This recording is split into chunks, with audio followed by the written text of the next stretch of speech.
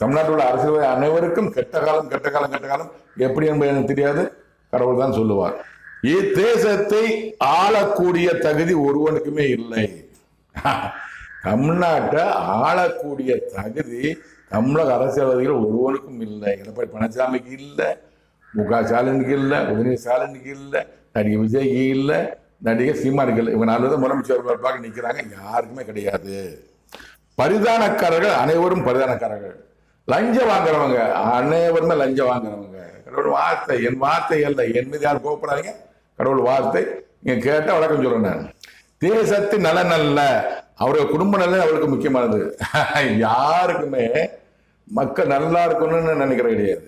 அவங்க குடும்பம் நல்லா இருக்கணும், கட்சி மறந்துடுற, கட்சி நல்லா இருக்கணும், கட்சியை செழிப்பாக்கணும், கட்சி தமிழ்நாட்டு பெரிய கட்சி ஆகணும் அப்படின்னு நினைப்பாங்க. செயல போய் குடும்பத்துக்கு கொஞ்சம் ஒதுக்கி விட்டுருவாங்க. சீமானவர்கள் கட்சியில் இருக்கிறாரு, எத்தனை வருஷமா இருக்கான்னு தெரியாது. நான் எல்லாத்தையும்